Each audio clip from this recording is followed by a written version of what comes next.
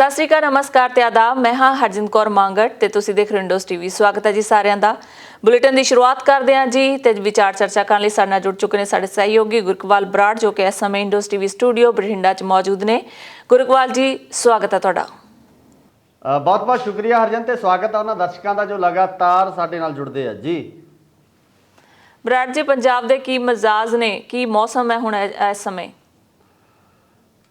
ਹਰਜਿੰਦ, ਜੇ ਮੌਸਮ ਦੀ ਗੱਲ ਕਰੀਏ ਤਾਂ ਦੇਖੋ, ਵਿਸਾਖ ਲਗਭਗ ਚੜ੍ਹ ਗਿਆ ਹੈ ਤੇ ਵਿਸਾਖ ਤੋਂ ਬਾਅਦ ਵਾਢੀ ਹੈ ਜਿਹੜੀ ਵਿਸਾਖੀ ਤੇ ਸ਼ੁਰੂ ਹੋ ਜਾਂਦੀ ਹੈ। ਹਾਲਾਂਕਿ ਮਸ਼ੀਨੀ ਯੁੱਗ ਕਰਕੇ ਹੁਣ ਜਿਹੜੀਆਂ ਕੰਬਾਈਨਾਂ ਨਾਲ ਹੱਥੋਂ ਹੱਥੀ ਕੰਮ ਨਿਬੜ ਜਾਂਦਾ, ਪਰ ਕਿਤੇ ਨਾ ਕਿਤੇ ਫਿਰ ਵੀ ਪੁਰਾਣੀਆਂ ਰਵਾਇਤਾਂ ਅਨੁਸਾਰ ਜਿਸ ਤਰੀਕੇ ਨਾਲ ਹਾੜੀ ਸ਼ੁਰੂ ਕੀਤੀ ਜਾਂਦੀ ਹੈ, ਜਾਂ ਆਪਾਂ ਕਹਿ ਲਈਏ ਵਿਸਾਖੀ ਦੀ ਮਹੱਤਤਾ ਜਿਹੜੀ ਸਾਡੇ ਸਿੱਖ ਇਤਿਹਾਸ ਦੇ ਵਿੱਚ ਆ, ਖਾਲਸਾ ਪੰਥ ਦੀ ਜਿਹੜੀ ਸਾਜਨਾ ਧੰਨ ਸ਼੍ਰੀ ਗੁਰੂ ਗੋਬਿੰਦ ਸਿੰਘ ਜੀ ਸਾਹਿਬ ਵੱਲੋਂ ਕੀਤੀ ਗਈ ਆ, ਉਸ ਨੂੰ ਲੈ ਕੇ ਇਸ ਸਮੇਂ ਜਿੱਥੇ ਮੌਸਮ ਦੇ ਵਿੱਚ ਪੂਰੀ ਗਰਮਾਹਟ ਆ, ਗਰਮੀ ਪੂਰੀ ਤਰ੍ਹਾਂ ਨਾਲ ਵੱਧ ਚੁੱਕੀ ਆ, ਟੈਂਪਰੇਚਰ ਵੱਧ ਚੁੱਕਿਆ, ਉੱਥੇ ਹੀ ਲੋਕਾਂ ਦੇ ਘਰਾਂ ਦੇ ਵਿੱਚ ਕਣਕ ਜਿਹੜੀ ਆਮਦ ਹੈ ਜਾਂ ਖੁਸ਼ੀ ਇੱਕ ਕਹਿ ਲਈਏ ਫਸਲ ਆਉਣ ਤੇ ਜਿਹੜੀ ਖੁਸ਼ੀ ਹੁੰਦੀ ਹੈ ਉਹਦੀ ਆਮਦ ਵੀ ਸ਼ੁਰੂ ਹੋਈ ਵੀ ਹੈ, ਤੇ ਲੋਕ ਹੈ ਜਿਹੜੀ ਆਪਣਾ ਤੂੜੀ ਤੰਦ ਸਾਂਭਣ ਦੇ ਵਿੱਚ ਲੱਗੇ ਹੋਏ ਆ ਜੀ।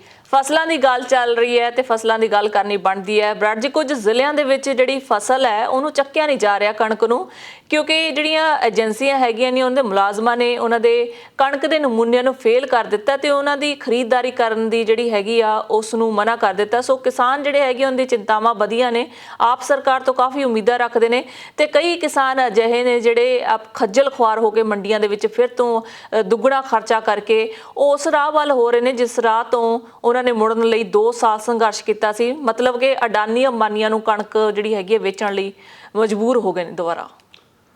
ਹਰਜਿੰਦ, ਦੇਖੋ, ਜਿੱਥੋਂ ਤੱਕ ਗੱਲ ਹੈਗੀ ਆ ਖਰੀਦ ਦੀ, ਸਰਕਾਰ ਬਦਲੀ ਆ। ਸਰਕਾਰ ਬਦਲਣ ਤੋਂ ਬਾਅਦ ਖਰੀਦ ਏਜੰਸੀਆਂ ਨੂੰ ਸਖਤ ਹਦਾਇਤਾਂ ਕੀਤੀਆਂ ਗਈਆਂ ਸਨ ਕਿ ਕਿਸੇ ਨੂੰ ਕੋਈ ਤਕਲੀਫ ਨਾ ਆਉਣ ਦਿੱਤੀ ਜਾਵੇ, ਮੰਡੀਆਂ ਦੇ ਵਿੱਚ ਪੁਖਤਾ ਪ੍ਰਬੰਧ ਕੀਤੇ ਜਾਣ, ਤੇ ਇਸ ਪ੍ਰਬੰਧਾਂ ਨੂੰ ਲੈ ਕੇ ਲਗਾਤਾਰ ਜਿਹੜੇ ਆਮ ਆਦਮੀ ਪਾਰਟੀ ਦੇ MLA ਤੇ ਮੰਤਰੀ ਵੀ ਪੂਰੀ ਤਰ੍ਹਾਂ ਨਾਲ ਸਤਰਕ ਨਜ਼ਰ ਆ ਰਹੇ ਨੇ। ਪਰ ਜਿੱਥੇ ਕਿਤੇ ਕੰਡੀਸ਼ਨਾਂ ਦੀ ਗੱਲ ਆਉਂਦੀ ਹੈ, ਕਿਉਂਕਿ ਸਾਡੇ ਆਮ ਜ਼ਿਮੀਂਦਾਰਾਂ ਭਾਈਚਾਰੇ ਦੇ ਵਿੱਚ ਚੱਲਣ ਹੈ ਕਿ ਛੇਤੀ ਵਾਢੀ ਨੂੰ ਲੈ ਕੇ ਕਈ ਵਾਰ ਅਸੀਂ ਜਲਦੀ ਦੇ ਵਿੱਚ ਜਿਹੜੀ ਕਣਕ ਹਰੀ ਜਾਂ ਆਪਾਂ ਗਿੱਲੀ ਕਹਿ ਲਈਏ, ਗਿੱਲੀ ਕਣਕ ਹੈ ਜਿਹੜੀ ਉਹ ਵੱਢ ਲਈ ਜਾਂਦੀ ਹੈ, ਤੇ ਨਮੀ ਦੀ ਮਾਤਰਾ ਦੇ ਕੁਝ ਮਾਪਦੰਡ ਨੇ ਜਿਹੜੇ ਕਿ ਮਹਿਕਮਿਆਂ ਵੱਲੋਂ, ਖਰੀਦ ਏਜੰਸੀਆਂ ਵੱਲੋਂ ਜਿਹੜੇ ਰੱਖੇ ਗਏ ਨੇ, ਤੇ ਕਈ ਵਾਰ ਜਦੋਂ ਅਸੀਂ ਉਹਨਾਂ ਮਾਪਦੰਡਾਂ ਦੇ ਉੱਪਰ ਖਰੇ ਨਹੀਂ ਉਤਰਦੇ ਤਾਂ ਉੱਥੇ ਕਿਤੇ ਨਾ ਕਿਤੇ ਮੁਲਾਜ਼ਮਾਂ ਨੂੰ ਵੀ ਸਮੱਸਿਆ ਦਾ ਸਾਹਮਣਾ ਕਰਨਾ ਪੈਂਦਾ। ਤੁਸੀਂ ਦੂਜੀ ਗੱਲ ਕੀਤੀ ਹੈ ਕਿ ਅੰਬਾਨੀਆਂ ਤੇ ਅੰਡਾਨੀਆਂ ਦੇ ਜਿਹੜੇ ਸੈਲੋ ਆ ਉਹਨਾਂ ਦੇ ਵਿੱਚ ਕਣਕ ਵੇਚਣ ਵਾਸਤੇ ਮਜਬੂਰ ਹੋਣਾ ਪੈ ਰਿਹਾ। ਹਰਜਿੰਦ, ਦੇਖੋ, ਇਸ ਚੀਜ਼ ਦੀ ਚਰਚਾ ਬਹੁਤ ਜ਼ਿਆਦਾ ਚੱਲ ਰਹੀ ਹੈ। ਹਾਲਾਂਕਿ ਕਿਸਾਨੀ ਸੰਘਰਸ਼ ਦੇ ਵਿੱਚ 2 ਸਾਲ ਦੇ ਲਗਭਗ ਜਿਹੜਾ ਸਮਾਂ ਦਿੱਲੀ ਦੀਆਂ ਬਰੂਹਾਂ ਤੇ ਗੁਜ਼ਾਰਿਆ, ਉਸ ਤੋਂ ਬਾਅਦ 700 ਦੇ ਲਗਭਗ ਜਿਹੜੇ ਕਿਸਾਨ ਹੈ ਸਾਡੇ ਸ਼ਹੀਦ ਹੋ ਜਾਂਦੇ ਆ, ਤੇ ਹੋਰ ਵੀ ਬਹੁਤ ਕੁਝ ਜਿਹੜੇ ਕਿ ਪ੍ਰਵਾਸੀ ਵੀਰਾਂ ਵੱਲੋਂ ਯੋਗਦਾਨ ਦਿੱਤਾ ਗਿਆ। ਪੰਜਾਬ ਹੀ ਨਹੀਂ ਸਗੋਂ ਪੂਰੇ ਭਾਰਤ ਦੇ ਵਿੱਚ ਤੇ ਨਾਲ ਨਾਲ ਦੁਨੀਆ ਦੇ ਲੋਕਾਂ ਵੱਲੋਂ ਜਿਹੜਾ ਸਮਰਥਨ ਦਿੱਤਾ ਗਿਆ ਉਹਨੂੰ ਭੁਲਾਇਆ ਨਹੀਂ ਜਾ ਸਕਦਾ। ਪਰ ਜਦੋਂ ਅਸੀਂ ਇਹਨਾਂ ਏਜੰਸੀਆਂ ਦੀ ਖਰੀਦ ਦੀ ਗੱਲ ਕਰਦੇ ਹਾਂ ਤਾਂ ਆਮ ਮੰਡੀਆਂ ਦੇ ਵਿੱਚ ਵੀ ਜਿਹੜੇ ਪ੍ਰਾਈਵੇਟ ਪਲੇਅਰ ਆ ਮੌਜੂਦ ਆ, ਜਿਹੜੀਆਂ ਪ੍ਰਾਈਵੇਟ ਏਜੰਸੀਆਂ ਜਾਂ ਕੋਈ ਹੋਰ ਗੋਦਾਮ ਜਿਹੜੇ ਹੈਗੇ ਨੇ ਜਿਹੜੇ ਕਿ ਨਿੱਜੀ ਤੌਰ ਤੇ ਕਣਕ ਖਰੀਦਣਾ ਚਾਹੁੰਦੇ ਆ, ਤਾਂ ਉਹ ਵੀ ਆਪਣਾ ਭਾਅ ਲਾ ਕੇ, ਬੋਲੀ ਲਾ ਕੇ ਕਣਕ ਖਰੀਦ ਸਕਦੇ ਆ। ਅਗਰ ਕਿਸਾਨ ਸਿੱਧੇ ਵੀ ਜਾ ਰਹੇ ਆ ਤਾਂ ਮੈਂ ਸਮਝਦਾ ਕਿ ਅਗਰ ਮੰਡੀਆਂ ਦੇ ਰਾਹੀਂ ਵੀ ਅਡਾਨੀ ਅੰਬਾਨੀ ਕਣਕ ਖਰੀਦਦੇ ਆ ਤਾਂ ਉਹਨਾਂ ਨੂੰ ਕਣਕ ਜਿਹੜੀ ਦਿੱਤੀ ਜਾਊਗੀ। ਅਗਰ ਉਹ ਮੰਡੀਆਂ ਦੇ ਵਿੱਚ ਆ ਕੇ ਬੋਲੀ ਦੇ ਵਿੱਚ ਹਿੱਸਾ ਲੈਂਦੇ ਆ, ਕਿਉਂਕਿ ਕਿਸੇ ਦੇ ਵੀ ਜਿਹੜਾ ਕਦੇ ਵੀ ਕਿਸਾਨ ਇਹ ਜਾਣਨ ਦੀ ਕੋਸ਼ਿਸ਼ ਨਹੀਂ ਕਰਦਾ ਕਿ ਕਿਹੜੀ ਪ੍ਰਾਈਵੇਟ ਏਜੰਸੀ ਵੱਲੋਂ ਉਹਨਾਂ ਦੀ ਕਣਕ ਖਰੀਦੀ ਗਈ। ਅਗਰ ਮੰਡੀ ਦੇ ਵਿੱਚ ਆ ਕੇ ਸਰਕਾਰੀ ਏਜੰਸੀਆਂ ਜਿੱਥੇ ਬੋਲੀ ਲਗਾ ਰਹੀਆਂ ਨੇ, ਜਿੱਥੇ ਖਰੀਦ ਕੀਤੀ ਜਾ ਰਹੀ ਹੈ, ਉੱਥੇ ਪ੍ਰਾਈਵੇਟ ਏਜੰਸੀਆਂ ਵੀ ਖਰੀਦ ਕਰਦੀਆਂ, ਤਾਂ ਮੈਨੂੰ ਲੱਗਦਾ ਕਿ ਇਹ ਇੱਕ ਜਿਹੜਾ ਇਸ ਚੀਜ਼ ਨੂੰ ਉਛਾਲਿਆ ਜਾ ਰਿਹਾ ਜਾਂ ਇਸ ਚੀਜ਼ ਨੂੰ ਵਧਾ ਕੇ ਜਿਹੜਾ ਪੇਸ਼ ਕੀਤਾ ਜਾ ਰਿਹਾ ਜੀ। ਇੱਕ ਪਾਸੇ ਸਿੱਧੀ ਕਣਕ ਦਿੱਤੀ ਜਾ ਰਹੀ ਹੈ, ਦੂਜੇ ਪਾਸੇ ਮੰਡੀਆਂ ਦੇ ਵਿੱਚ ਆ ਕੇ ਵੀ ਇਹ ਪ੍ਰਾਈਵੇਟ ਏਜੰਸੀਆਂ ਕਣਕ ਦੀ ਖਰੀਦ ਕਰ ਸਕਦੀਆਂ। ਇਹਨਾਂ ਕੋਲੇ ਲਾਇਸੈਂਸ ਦੇ ਥਰੂ ਸਰਕਾਰ ਦੀ ਤੈਅਸ਼ੁਦਾ ਜਿਹੜੀਆਂ ਸ਼ਰਤਾਂ ਉਹਨਾਂ ਦੇ ਥਰੂ ਮਨਜ਼ੂਰੀ ਨਾਲ ਜਿਹੜੀ ਕਣਕ ਦੀ ਖਰੀਦ ਕੀਤੀ ਜਾ ਸਕਦੀ ਹੈ।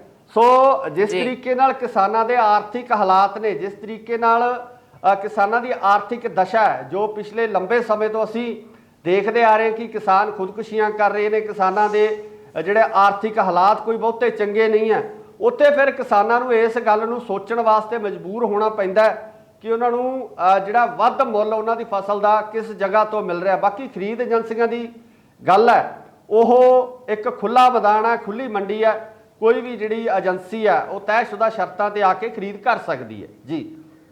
ਬਰਾੜ ਜੀ, ਅਗਲੀ ਗੱਲ ਕਰਦੇ ਹਾਂ ਜੀ ਪੰਜਾਬ ਦੇ ਮੁੱਖ ਮੰਤਰੀ ਭਗਵੰਤ ਮਾਨ ਜੀ, ਜੋ ਕਿ ਕੱਲ ਰਾਮਨਾਥ ਕੋਵਿੰਦ ਸਾਡੇ ਭਾਰਤ ਦੇ ਰਾਸ਼ਟਰਪਤੀ ਜੀ ਨੂੰ ਮਿਲੇ ਨੇ, ਨਾਲ ਹੀ ਉਹ ਆਪਣੇ ਹਮਰੁਤਬਾ ਕੇਜਰੀਵਾਲ ਜੀ ਨੂੰ ਵੀ ਮਿਲੇ ਨੇ।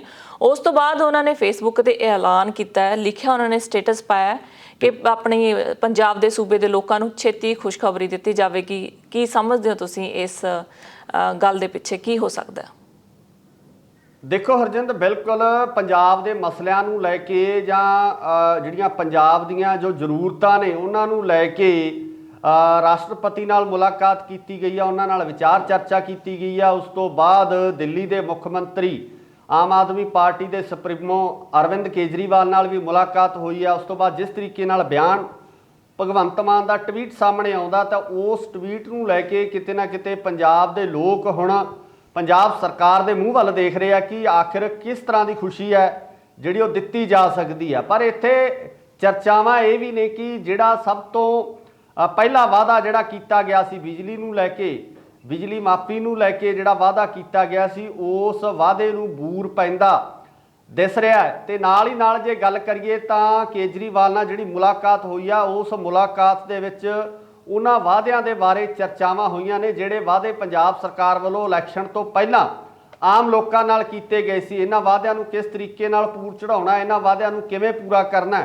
ਤੇ ਸਭ ਤੋਂ ਪਹਿਲਾ ਵਾਅਦਾ ਬਿਜਲੀ ਦਾ ਜਿਹੜਾ ਵਾਅਦਾ, ਮੁਫਤ ਬਿਜਲੀ ਦੇਣ ਦਾ ਵਾਅਦਾ ਕੀਤਾ ਗਿਆ ਸੀ, ਉਸ ਵਾਅਦੇ ਨੂੰ ਬੂਰ ਪੈਂਦਾ ਨਜ਼ਰ ਆ ਰਿਹਾ। ਕਿਆਸਾਈਆਂ ਇਹੀ ਲਗਾਈਆਂ ਜਾ ਰਹੀਆਂ ਕਿ ਇਸੇ ਸੰਬੰਧੀ ਜਲਦੀ ਹੀ ਐਲਾਨ ਹੈ ਜੋ ਪੰਜਾਬ ਦੇ ਮੁੱਖ ਮੰਤਰੀ ਭਗਵੰਤ ਮਾਨ ਕਰ ਸਕਦੇ ਆ। ਇਹ ਜਿਸ ਤਰੀਕੇ ਨਾਲ ਪਹਿਲਾਂ ਵੀ ਉਹ ਇੱਕ ਵੀਡੀਓ ਜਿਹੜੀ ਸੋਸ਼ਲ ਮੀਡੀਆ ਤੇ ਅਪਲੋਡ ਕਰਦੇ ਆ ਤੇ ਉਸ ਰਾਹੀਂ ਹੀ ਜਿਹੜੇ ਐਲਾਨ ਆ ਉਹ ਕੀਤੇ ਜਾਂਦੇ ਆ, ਤਾਂ ਇਹ ਐਲਾਨ ਹੋਣ ਦੀ ਉਮੀਦ ਹੈ ਕਿ ਪੰਜਾਬ ਦੇ ਲੋਕਾਂ ਨੂੰ ਜਲਦੀ ਹੀ ਮੁਫਤ ਬਿਜਲੀ ਦੀ ਸਹੂਲਤ ਹੈ ਜਿਹੜੀ ਉਹ ਮੁਹੱਈਆ ਕਰਵਾ ਦਿੱਤੀ ਜਾਊਗੀ ਜੀ। ਬਰਾੜ ਜੀ, ਸਿੱਧੂ ਮੂਸੇਵਾਲਾ ਇੱਕ ਵਾਰੀ ਫਿਰ ਤੋਂ ਚਰਚਾ ਦੇ ਵਿੱਚ ਆਏ ਨੇ ਕਿਉਂਕਿ ਉਹਨਾਂ ਨੇ ਇੱਕ ਅਜਿਹਾ ਸੌਂਗ ਗਾਇਆ ਜਿਸ ਦੇ ਕਰਕੇ ਆਪ ਆਦਮੀ ਪਾਰਟੀ ਦੇ ਜਿਹੜੇ ਵਿਧਾਇਕਾਂ ਥੋੜੇ ਖਫਾ ਨਜ਼ਰ ਦਿਖਾਈ ਦੇ ਰਹੇ ਨੇ। ਹਰਜਿੰਦਰ, ਸਿੱਧੂ ਮੂਸੇਵਾਲਾ ਦਾ ਜਦੋਂ ਨਾਂ ਲਿਆ ਜਾਂਦਾ ਤਾਂ ਉਹਦੇ ਨਾਲ ਜਿਹੜਾ ਵਿਵਾਦ ਕਹਿਣ ਦੀ ਲੋੜ ਨਹੀਂ ਪੈਂਦੀ ਕਿਉਂਕਿ ਸਿੱਧੂ ਮੂਸੇਵਾਲਾ ਖੁਦ ਇੱਕ ਵਿਵਾਦ ਦੇ ਰੂਪ ਦੇ ਵਿੱਚ ਇੱਕ ਜਾਂ ਵਿਵਾਦਤ ਸ਼ਖਸੀਅਤ ਬਣ ਚੁੱਕੇ ਨੇ। ਵਿਵਾਦ ਭਾਵੇਂ AK-47 ਨੂੰ ਲੈ ਕੇ ਹੋਵੇ ਜਾਂ ਉਹਨਾਂ ਦੇ ਗਾਣਿਆਂ ਦੇ ਵਿੱਚ ਬੋਲੇ ਜਾਂਦੇ ਸ਼ਬਦਾਂ ਨੂੰ ਲੈ ਕੇ ਹੋਵੇ ਜਾਂ ਉਹਨਾਂ ਵੱਲੋਂ ਸਿੱਧੇ ਰੂਪ ਦੇ ਵਿੱਚ ਕਿਸੇ ਦੂਸਰੇ ਵਿਅਕਤੀ ਨੂੰ ਦਿੱਤੇ ਹੋਏ ਲਾਈਵ ਦੇ ਵਿੱਚ ਜਵਾਬ ਨੂੰ ਲੈ ਕੇ ਹੋਵੇ, ਤਾਂ ਵੱਖ-ਵੱਖ ਸਮਿਆਂ ਦੇ ਉੱਪਰ ਜਿਹੜੇ ਵਿਵਾਦ ਆ ਇਹਨਾਂ ਸੰਬੰਧੀ ਹੁੰਦੇ ਰਹੇ ਆ। ਹੁਣ ਤਾਂ ਮੈਂ ਇਹ ਕਹਿ ਸਕਦਾ ਕਿ ਸਿੱਧੂ ਮੂਸੇਵਾਲੇ ਦੇ ਵਿਵਾਦ ਨੂੰ ਵਿਵਾਦ ਕਹਿਣਾ ਹੀ ਨਹੀਂ ਬਣਦਾ।